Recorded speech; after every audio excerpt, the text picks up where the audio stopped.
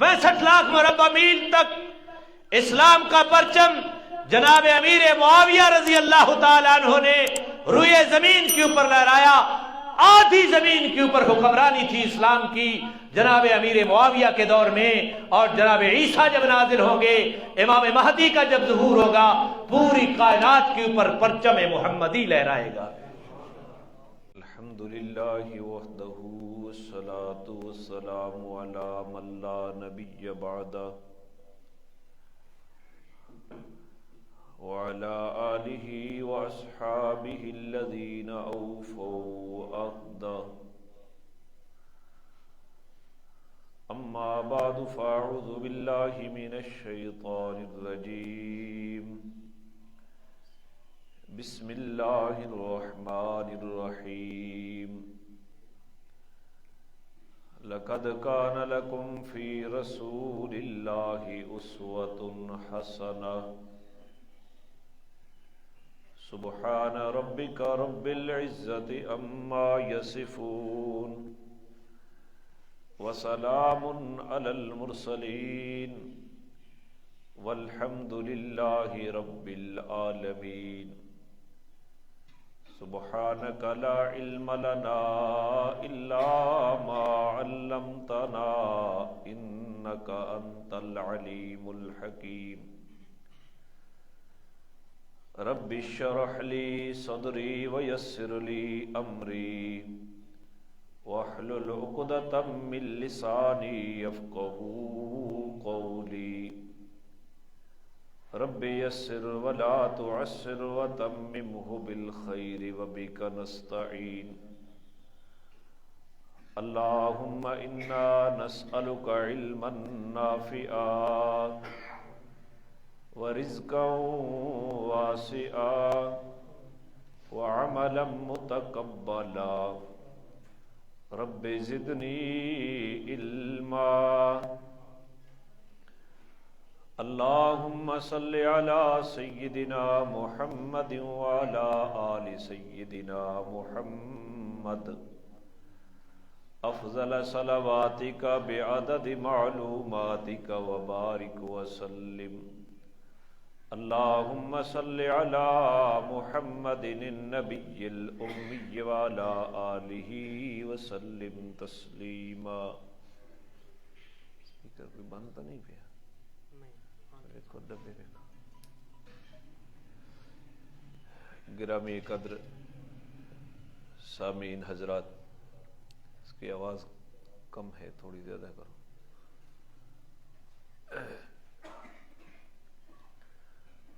आपके सामने आज 5वें जुमा को जनाब रसूलुल्लाह सल्लल्लाहु अलैहि वसल्लम की सीरत मुक़द्दसा को बयान करने की सआदत हासिल कर रहा हूँ। अल्लाह करीम सही सही बयान करने की तौफीक अता फरमाए और फरीक़ैन को रसूलुल्लाह सल्लल्लाहु अलैहि वसल्लम की सीरत मुक़द्दसा से वाफिर हिस्सा नसीब फरमाए।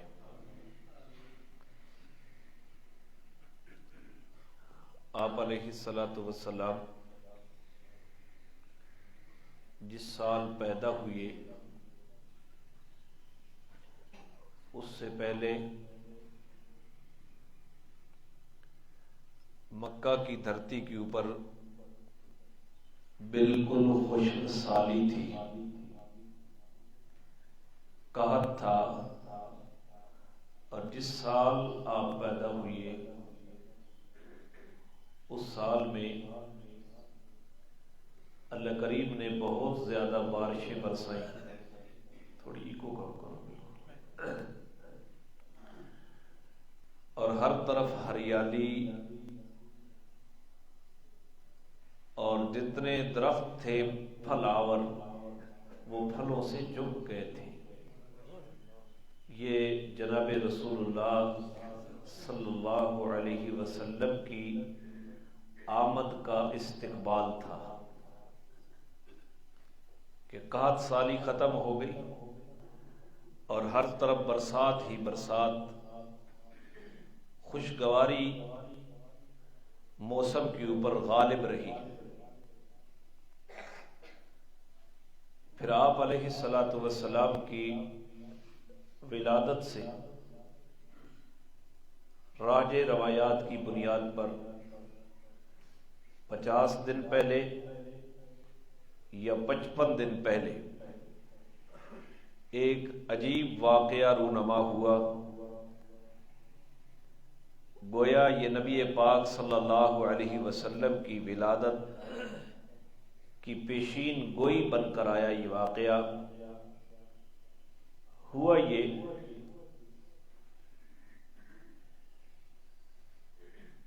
ابرا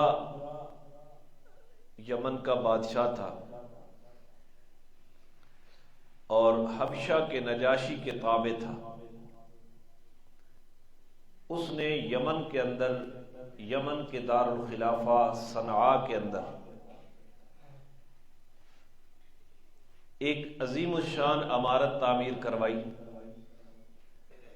تاریخی روایات میں آتا ہے اس عمارت کے لیے اس نے سفید سنگ مرمر کے پتھر لگوائے، سفید سنگ مرمر لگوایا، اور دوسرے جو پتھر تھے ان کے اوپر سونے کا کام کروایا، سونے کے نقشین پتھر۔ اور اس نے یہ پتھر ملکہ بلقیس کے محل سے لیے اور اس عمارت کے ستونوں کو سونے اور چاندی سے بنوایا، اور اس کے اندر جو ممبر رکھے گئے وہ بہترین سال اور آبنوسی لکڑی سے بنوائے گئے۔ اور پھر اس نے یمن کے اندر یہ اعلان کرا دیا کہ آئندہ کے لیے کوئی آدمی بیت اللہ کا حج کرنے کے لیے نہ جائے بلکہ اسی کنیسہ کا حج ہو جائے۔ تو یمن کے لوگوں نے اس کا حج شروع کر دیا۔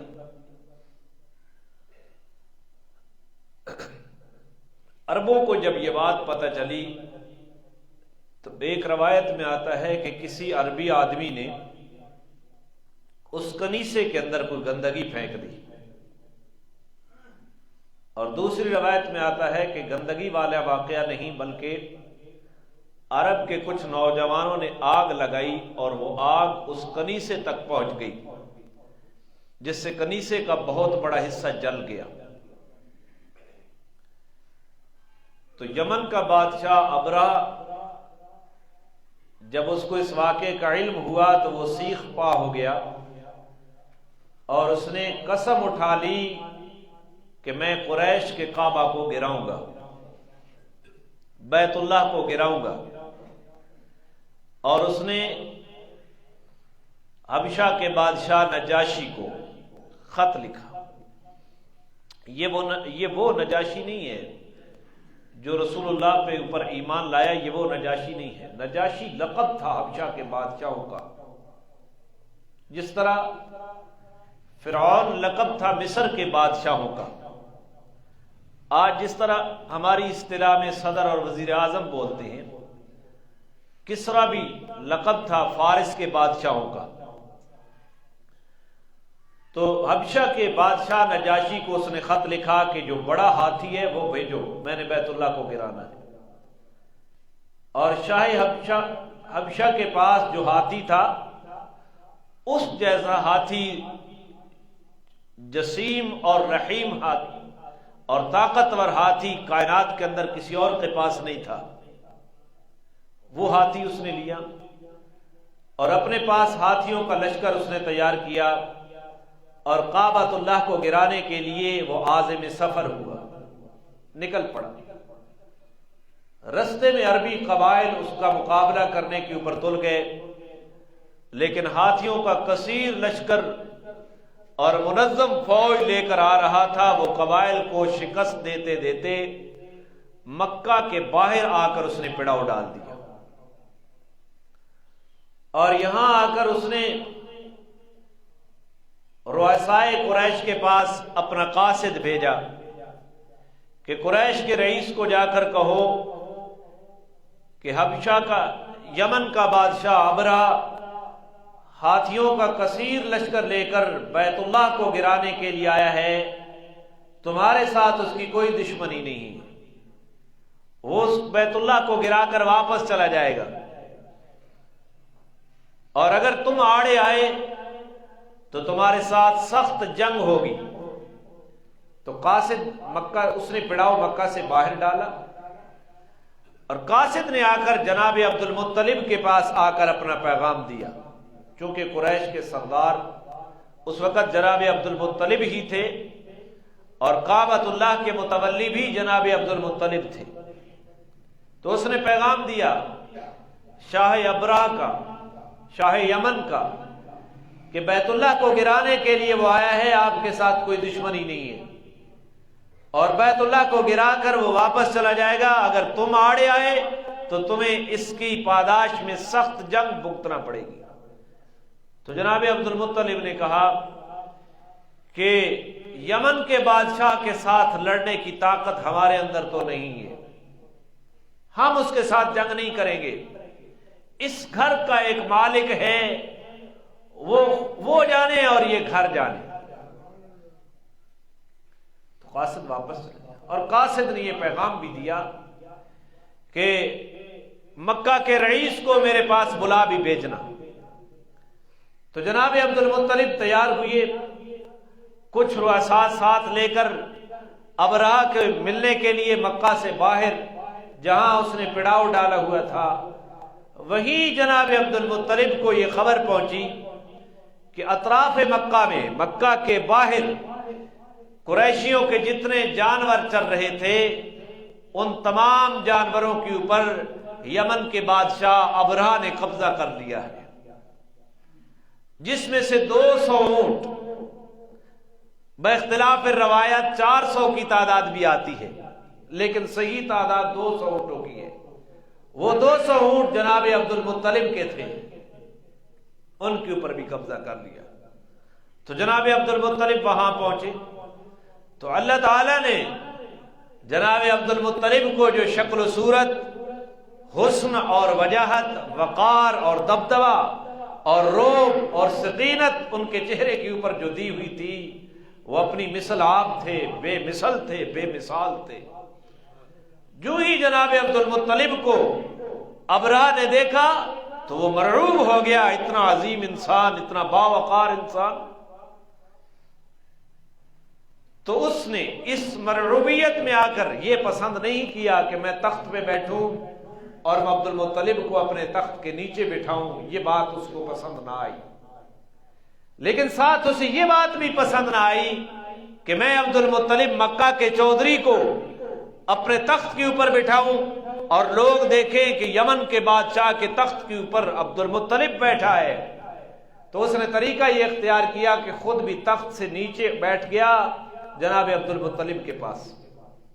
بات ہو رہی ہے، ترجمان کے ذریعے سے بات ہوئی، وہ حبشی زبان میں تھا، یہ عربی تھے۔ تو جناب عبد المطلب نے کہا کہ میں تو اپنے اونٹ لینے کے لیے آیا ہوں، میں تو اپنے اونٹ لینے کے لیے آیا ہوں، جو میرے اونٹوں کے اوپر تم نے قبضہ کیا۔ تو ابرہہ نے کہا کہ جس کعبہ کی وجہ سے آپ کو عزت ملی ہے، جو آپ کی عبادت گاہ ہے، اس کی کوئی فکر آپ کو نہیں ہے۔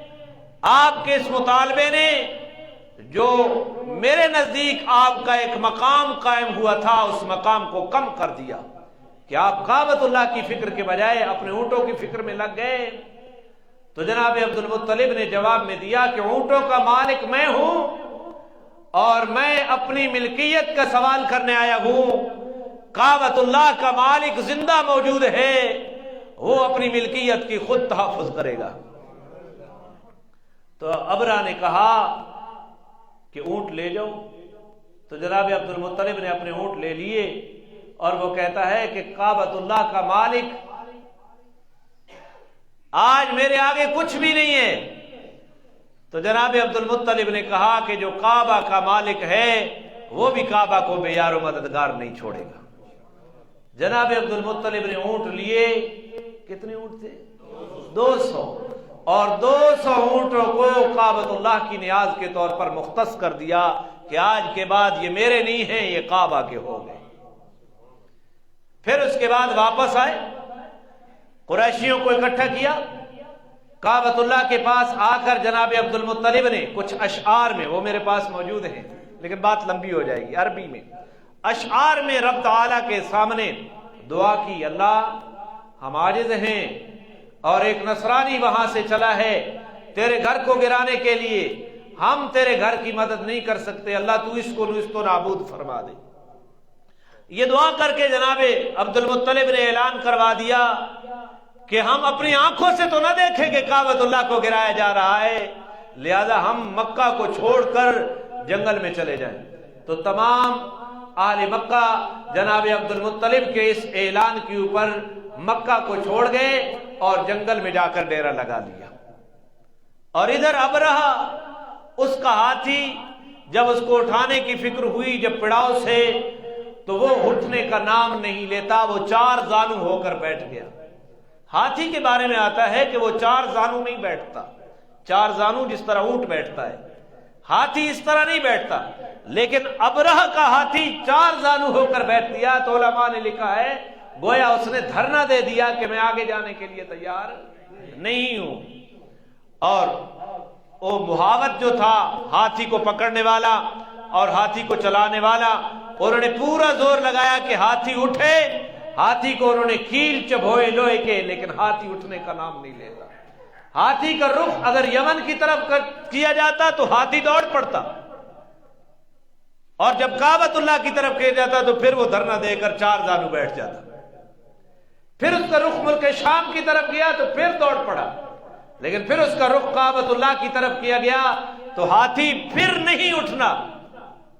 تو ابرہہ نے کہا کہ ہاتھی کو شراب پلا دو، مدہوشی میں اس کو کعبۃ اللہ کے اوپر حملہ کے لیے ابھار دو۔ ہاتھی کو شراب پلائی گئی، لیکن اس ہاتھی نے شراب کا اثر بھی قبول نہیں کیا اور اس نے اٹھنے سے انکار کر دیا۔ یہ پورا زور لگا رہے ہیں، وہ نہیں جاتا۔ اور ادھر سے ساحل سمندر کی جانب سے عجیب قسم کے چھوٹے چھوٹے پرندے، انہوں نے 3 پتھر اٹھائے ہوئے ہیں، غول در غول آئے، اور دو پتھر ان کے پنجوں کے اندر ہیں، پاؤں کے اندر، اور ایک چونچ کے اندر ہے۔ وہ فضائے آسمانی سے اوپر گراتا ہے۔ وہ پتھر کنکری تھی، لیکن اس نے ایٹم بم کا کام کیا۔ وہ سوار سے داخل ہوتا، ہاتھی کے نیچے سے گزر کر چلا جاتا، پورے لشکر کو اس نے تباہ و برباد کر دیا۔ اور جو ابرہہ تھا اس کے جسم کے اندر دانے پیدا ہوئے، ایک ایک عضو اس کا گل سڑ کر گرنے لگا، اور عبرت ناک اس کی موت ہوئی۔ پھر اللہ تعالیٰ نے اس کے بعد بارش برسائی، ایک سیلاب آیا، اور یہ ہاتھی اور یہ گلے سڑے مردار لاشیں ان کو بہا کر وہ سمندر میں لے گیا، زمین کو صاف کر دیا۔ تو جناب عبد المطلب یہ تباہ و برباد ہو گئے۔ تو اللہ سے دعا کرو اللہ فلسطین کے اندر اسرائیل کے اوپر بھی ایسے ابابیلوں کو مسلط کر دے، آمین تو کہہ دیں۔ اللہ جب انسان عاجز آ جاتے ہیں، جب دنیا کے 57 اسلامی ممالک کے سربراہ مصلحت کی چادر، یورپ کی غلامی کی چادر تان کر سو گئے ہیں، اللہ تو ایسے ابابیل بھیج دے جو اسرائیل، امریکہ اور برطانیہ کو اسی طرح تباہ کر دیں جس طرح کعبۃ اللہ کے اوپر حملہ آور ہونے والی سلطنت کے لشکروں اور ہاتھیوں کا حشر ابابیلوں نے کر دیا تھا۔ اور قرآن نے اس کا تذکرہ کیا، الم تر کیف فعل ربک باصحاب الفیل، آتی ہے نا آپ کو، کیا آپ نے نہیں دیکھا کہ کس طرح ہاتھیوں والوں کا حشر کیا ہے اس نے، اللہ نے۔ الم یجعل قیدہم فی تضلیل، کیا اس نے ان کے مکر، ان کی تدبیروں کو خاک میں نہیں ملا دیا؟ وارسل علیہم طیرا ابابیل، اور ان کے اوپر پرندے ابابیل کی شکل میں بھیجے۔ آگے کیا ہے؟ ترمیہم بحجارۃ من سجیل، جو ان کے اوپر نوکدار پتھر برساتے تھے، فجعلہم کعصف ماکول، اور ان پتھروں نے ایٹم بم کا کام کیا، اور سوار اور اس سواری کو اس طرح کر دیا گویا کہ کھایا ہوا بھوسا ہوا کرتا، کھایا ہوا بھوسا اوجری جڑ پہ ہونا، اس طرح تباہ و برباد اللہ تعالیٰ نے کر دی۔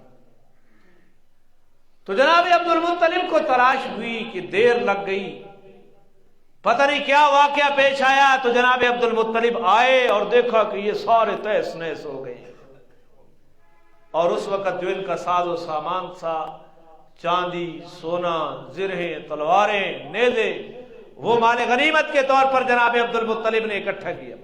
پھر باقی قریشی بھی آ گئے اور انہوں نے مال غنیمت اکٹھا کیا، اور جناب سیدنا عثمان رضی اللہ تعالیٰ عنہ کے والد عفان نے بہت زیادہ مال غنیمت اکٹھا کیا اسی ابرا کے شکست خوردہ لشکر سے، اور پھر عفان کی وفات کے بعد حضرت عثمان اکیلے اس مال غنیمت کے وارث بنے، اور حضرت عثمان مکہ کی دھرتی کے اوپر سب سے مالدار بنے۔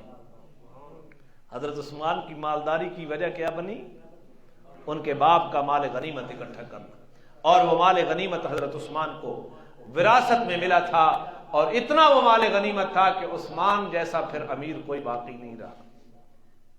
تو اللہ تعالیٰ نے اس طرح ان کو تباہ و برباد کر دیا۔ تو اس واقعے کے بعد قریش کو لوگ اللہ والے کہہ کر پکارتے تھے کہ یہ اللہ والے ہیں، دھاک بیٹھ گئی۔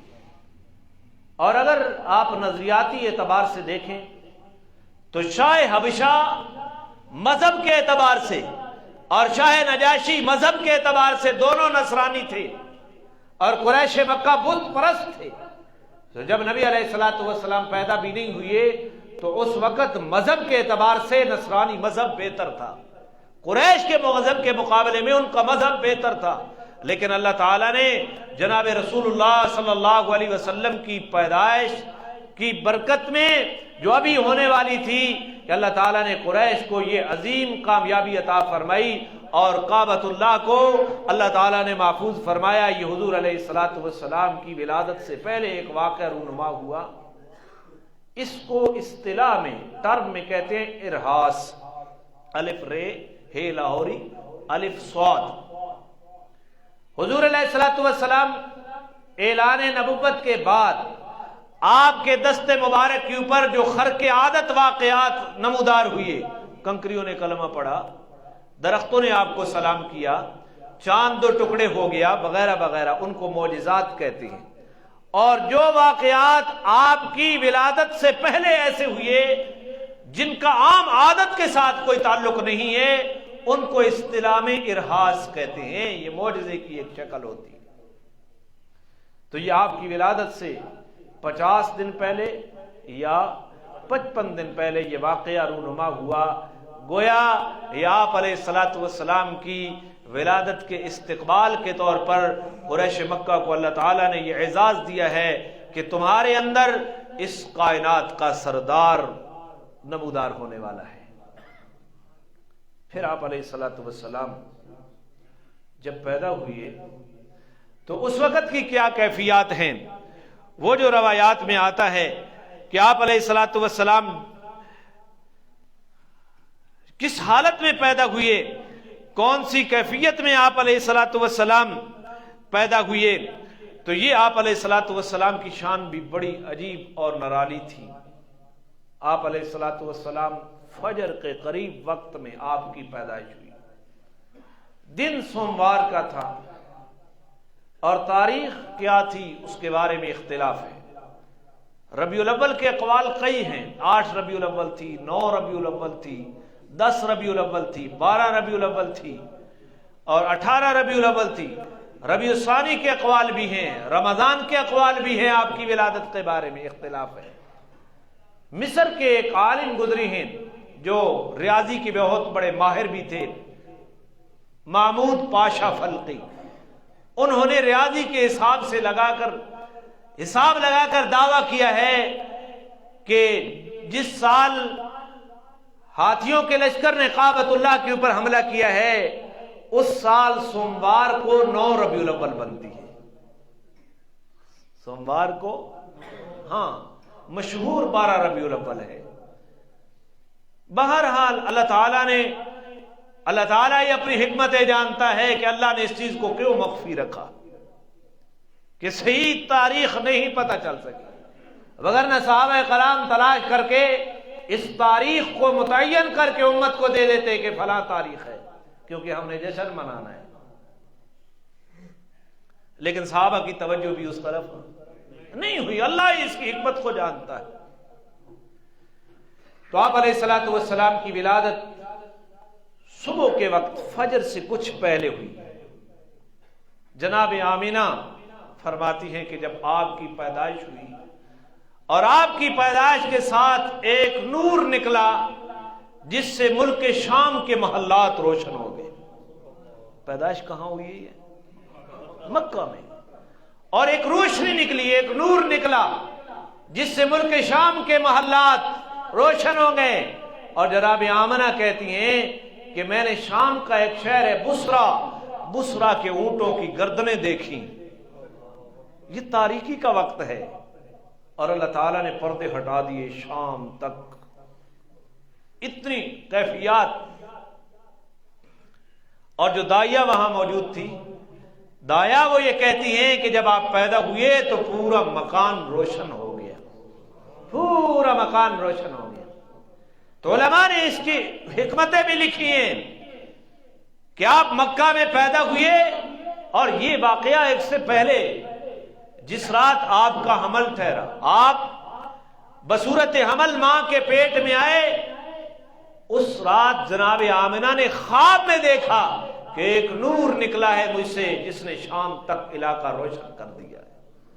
اور یہ حالت بیداری میں یہ نور نکلا ہے جس نے شام تک کے علاقے کو روشن کر دیا۔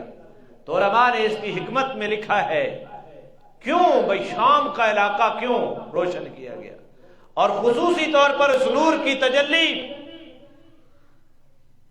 کون سا علاقہ شام کا میں نے بتایا؟ بصرہ، اس کی اونٹوں کی گردنوں تک۔ آپ علیہ الصلوۃ والسلام کی بعثت کے بعد آپ کی دعوت سب سے پہلے بصرہ میں پہنچی، اور سب سے پہلے بصرہ والوں نے جناب رسول اللہ کے اوپر ایمان لایا 40 سال کے بعد۔ یہ 40 سال پہلے بصرہ۔ اور ملک شام، یہ اشارہ اس طرف بھی تھا کہ آپ کی زندگی کے اندر ملک شام اسلام کی سلطنت کا حصہ بن جائے گا، اور آپ علیہ الصلوۃ والسلام کی زندگی مبارک کے اندر ملک شام کی تک اسلام کی سلطنت کو وسعت پہنچ چکی تھی۔ اور پھر اس نبی علیہ السلام کو جب معراج کرایا گیا تو آپ علیہ الصلوۃ والسلام کو بیت اللہ سے اٹھا کر بیت المقدس تک پہنچایا گیا جو شام کے اندر ہے، جس کے اوپر آج اسرائیلی امریکی بمباریاں برس رہی ہیں، اور پوری دنیا اس کے اوپر خاموش تماشائی بن کر بیٹھی ہے۔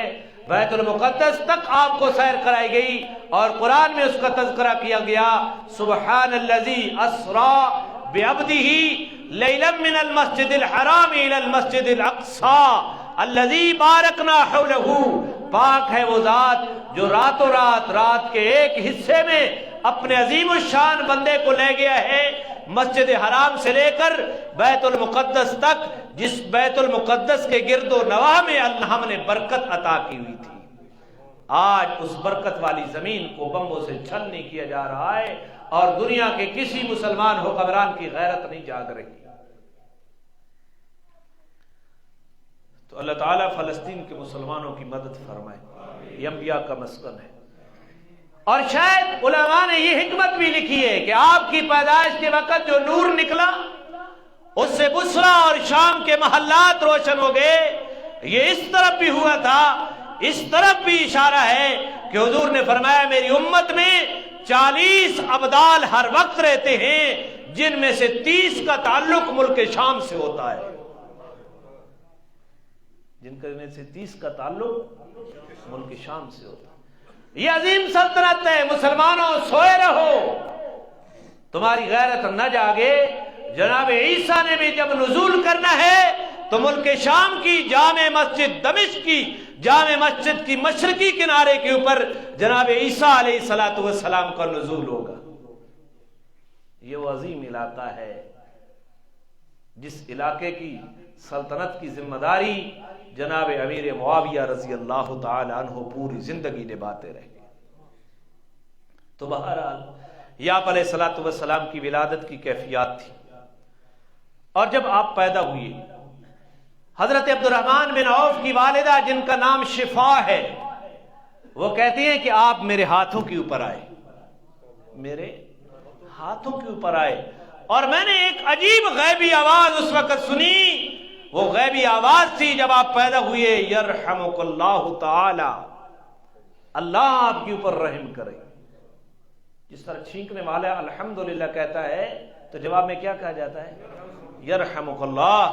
تو حضرت شفا کہتی ہیں، حضرت عبد الرحمن بن عوف کی والدہ، کہ جب آپ پیدا ہوئے تو ایک تو نورانیت ہی نورانیت تھی، اور غیب سے ایک آواز آئی آپ کی پیدائش کے ساتھ، یرحمک اللہ تعالی، اللہ تعالی آپ کے اوپر رحم فرمائے۔ یہ غیبی آواز تھی۔ جناب آمنہ کہتی ہیں بڑا عجیب بچہ پیدا ہوا، جس کے جسم کے اوپر نجاست، خون، کوئی چیز نہیں لگی ہوئی تھی، بالکل صاف ستھرا بچہ پیدا ہوا۔ عام انسان جب پیدا ہوتا ہے تو جسم کے اوپر علائشیں اور گندگی اور خون لگا ہوتا ہے، حتیٰ کہ دایا جو ہے منہ کے اندر بھی خون اور لوتھڑے لگے ہوتے ہیں، ان کو باہر انگلی ڈال کر باہر نکالا کرتی ہے۔ لیکن جناب آمنہ کہتی ہیں میرا بچہ پیدا ہوا، اتنا صاف ستھرا تھا، جسم کے اوپر کسی قسم کی گندگی اور قذر کا نام و نشان بھی نہیں، ہر قسم کی آلائشوں سے رسول اللہ کو پاک پیدا کیا۔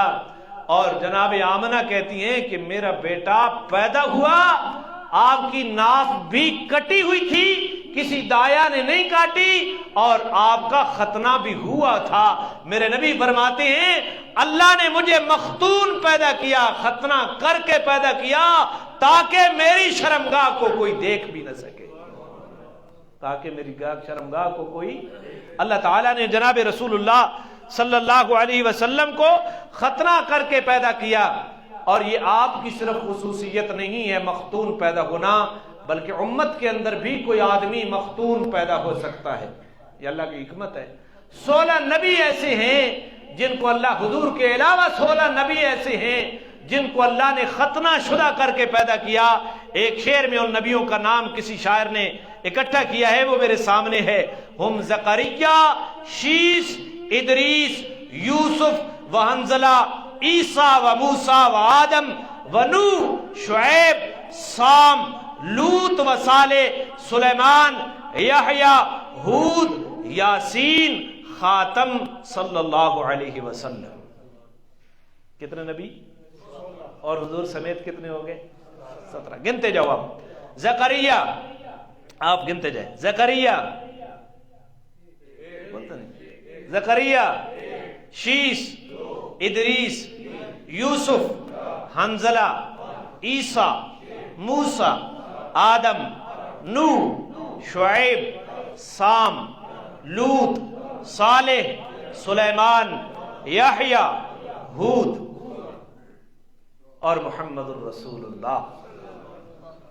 17 نبی اللہ نے ان کو ختنہ کر کے پیدا کیا، اللہ نے ان کو ختنہ کر کے پیدا کیا۔ اور جناب آمنہ کہتی ہیں کہ جب آپ پیدا ہوئے تو آپ کی مٹھی بند تھی، مٹھی، اور شہادت کی انگلی اشارہ کر رہی تھی، مٹھی بند تھی اور شہادت کی انگلی اشارہ کر رہی تھی۔ اور جب آپ پیدا ہوئے تو آپ کی زبان مبارک کے اوپر کچھ کلمات تھے، میں نے کان لگایا تو وہ کلمات یہ تھے، اللہ اکبر والحمد للہ کثیرا وسبحان اللہ بکرۃ واسیلا۔ پیدا ہوئی، پیدائش کے وقت گہوارے میں کچھ اور بچوں نے بھی کلام کیا تھا، جناب عیسیٰ بھی انہی میں سے۔ تو حضور نے یہ کلام کیا، اللہ اکبر، سب سے بڑا کون ہے؟ اللہ، والحمد للہ کثیرا، بہت زیادہ کثرت کے ساتھ تعریفوں کے لائق کون ہے؟ اللہ ہے۔ وسبحان اللہ بکرۃ واسیلا، صبح اور شام پاکی کس کی بیان کرنی چاہیے؟ اللہ کی بیان کرنی۔ تو یہ آپ کی مٹھی باندھ تھی۔ جناب آمنہ کہتی ہیں کہ جب آپ پیدا ہوئے آپ کے گھٹنے زمین کی طرف جھکے ہوئے تھے اور یہ بند مٹھیاں بھی زمین کی طرف جھکی ہوئی تھی. انگلیوں کا اشارہ شہادت کی انگلیوں کا شہادت کا اشارہ تھا اور آپ کا سر مبارک جو تھا وہ آسمان کی طرف اٹھا ہوا تھا. آسمان کی طرف اٹھا ہوا تھا.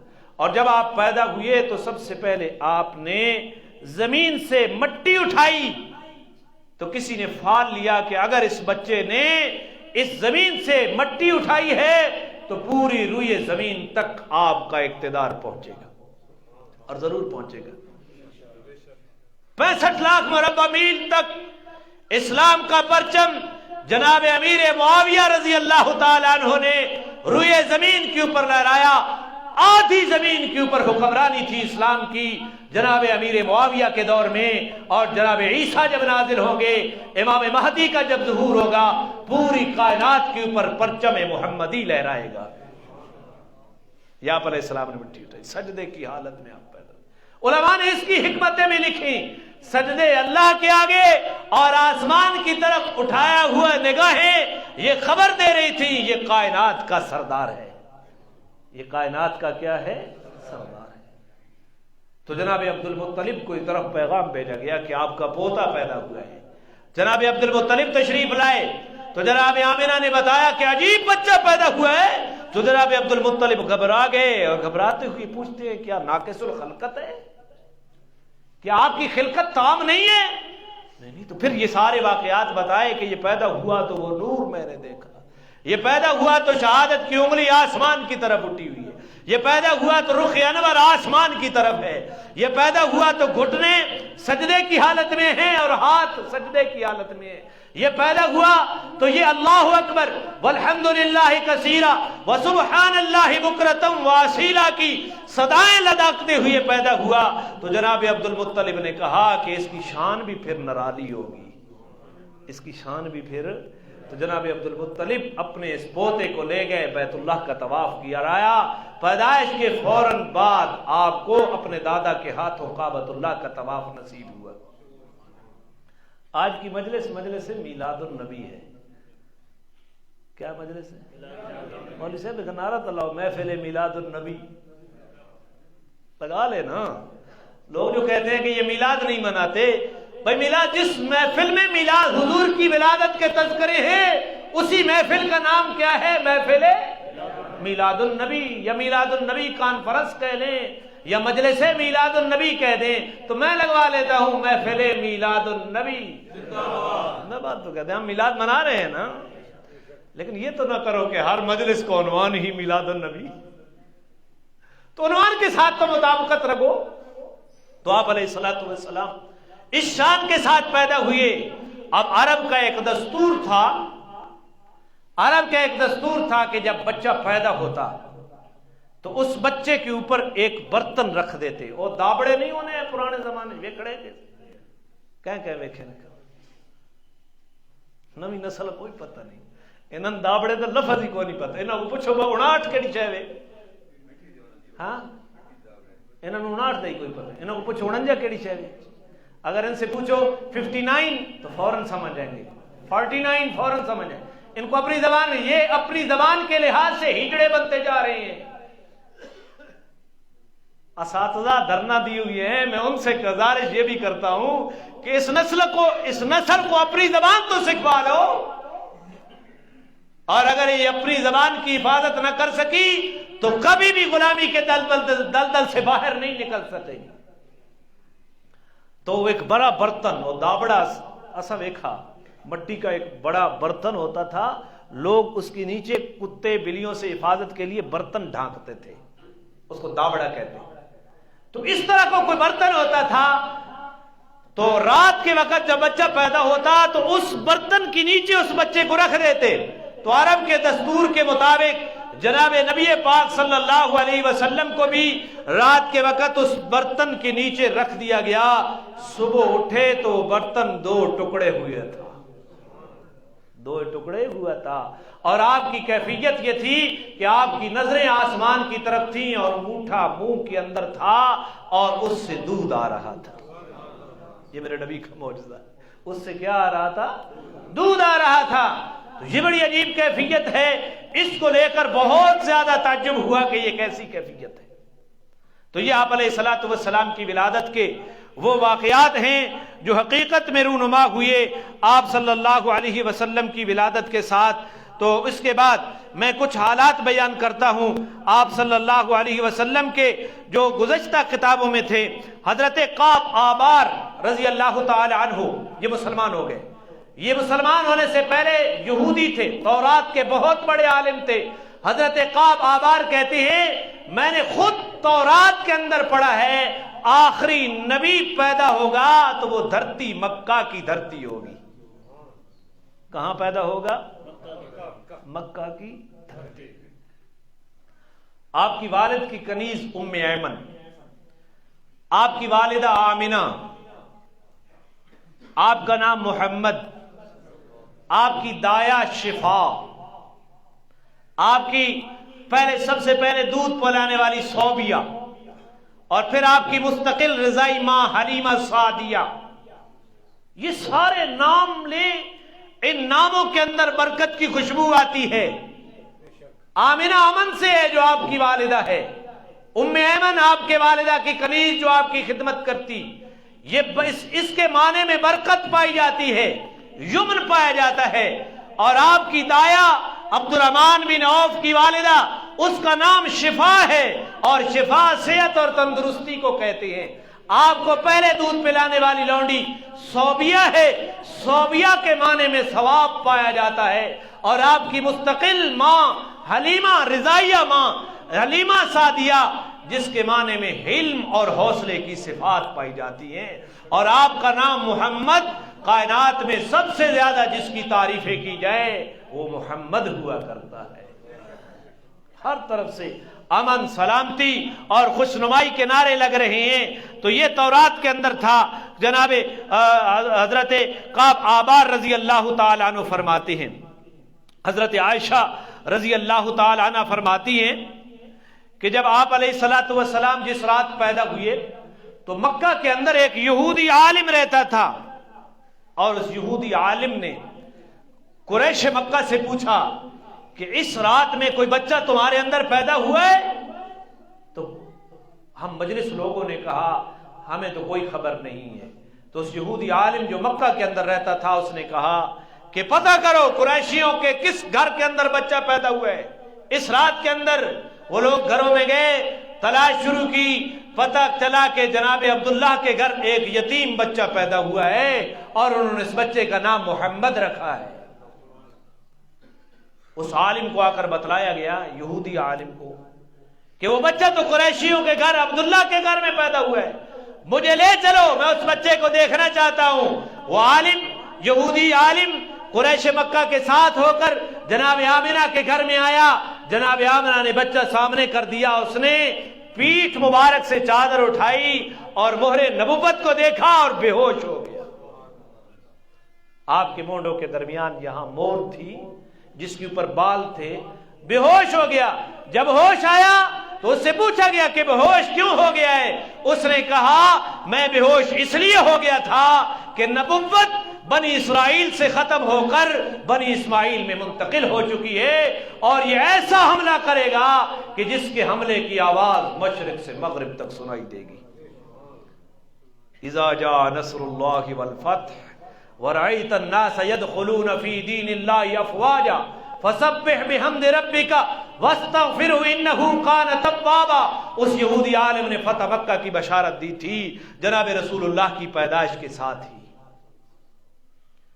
رسول اللہ صلی اللہ علیہ وسلم کے شاعر ہیں حضرت حسان بن ثابت رضی اللہ تعالیٰ عنہ، کہتے ہیں میری عمر 7 یا 8 سال تھی، میں یثرب کے اندر تھا۔ یثرب مدینہ کا پرانا نام ہے۔ تو جس رات آپ پیدا ہوئے اس صبح کو ایک یہودی عالم مدینہ کے پہاڑ کے اوپر چڑھ کر، ایک بلند و بالا ٹیلے کے اوپر چڑھ کر آوازیں دیتا ہے لوگوں کو کہ لوگوں اس رات احمد کا ستارہ طلوع ہو چکا ہے۔ کہاں پیدا ہوئی؟ 500-600 میل دور وہ ستارہ جس نے احمد نبی کے ولادت کے ساتھ طلوع ہونا تھا، اس رات کو وہ احمد کا ستارہ طلوع ہو چکا ہے، اس کائنات کا امام پیدا ہو چکا ہے۔ حضرت حسان ابن ثابت کہتے ہیں کہ جب میں 7-8 سال کی عمر کا تھا اور مدینہ کے اندر وہ عالم یہ آوازیں لگا رہا تھا، تو آپ کی آمد کے تذکرے تورات میں ہیں، انجیل میں ہیں، آدم کی بشارتوں سے لے کر جناب عیسیٰ کی بشارتوں تک آپ کی ولادت کا تذکرے ہیں، اور آپ کا نام پچھلی کتابوں میں احمد ہے، اور آپ کے ماں باپ نے آپ کا نام محمد رکھا ہے، قرآن نے بھی آپ کا نام محمد ذکر کیا ہے، محمد الرسول اللہ والذین معہ اشداء علی الکفار رحماء۔ وقت ہوتا تو میں اس کی بھی تشریح کرتا کہ محمد کی جماعت کا تذکرہ بھی قرآن کر رہا ہے، محمد الرسول اللہ والذین معہ اشداء علی الکفار رحماء بینہم۔ ابو بکر و عمر کے تذکرے تو تورات میں بھی تھے، انجیل میں بھی تھے، آگے سیرت کے عنوان میں انشاءاللہ ان تذکروں کو بھی میں کروں گا، انشاءاللہ آپ کے سامنے بیان کروں گا۔ جس رات آپ پیدا ہوئی، کسرا فارس کی سرزمین، ایران کی سرزمین میں زلزلہ آیا اور کسرا کے محل کے 14 کنگرے گر پڑے، اور بات یہ ساوا کا نہر ساوا، دریائے ساوا کا پانی خشک ہو گیا، اور موبزان جو کسرا کا سب سے بڑا قاضی تھا، اس کا مرتبہ بادشاہ سے بڑا سمجھا جاتا تھا، موبزان نے کہا کہ میں نے اس رات کو ایک عجیب خواب دیکھا ہے، بڑے قوی ہیکل اونٹ ہیں اور انہوں نے عربی نسل کے گھوڑوں کو کھینچا ہوا ہے اور دریائے دجلہ سے ان گھوڑوں کو کھینچ کر پار ہو گئے ہیں اور اطراف عالم میں وہ پھیل گئے ہیں وہ اونٹ۔ تو کسرا پہلے ہی ڈرا ہوا تھا، یہ محل کے اندر زلزلہ، کنگرے گرے، اور پھر اسے بتایا گیا کہ اس رات کو دریائے ساوا کا پانی خشک ہو گیا ہے، اور پھر موبزان کا خواب جو تھا اس نے تو اور ڈراؤنی کیفیت شروع کر دی۔ تو کسرا نے اپنے گورنر نعمان بن منذر کو خط لکھا کہ کسی بڑے عالم، بڑے معبر کو بھیج جو موبزان کے خواب کی تعبیر بتلائے۔ انشاءاللہ اس خواب کی تعبیر اگلے جمعے کو بیان کریں گے 1 بجے۔ اللہ عمل کی توفیق عطا فرمائے۔ اللہ حضور کے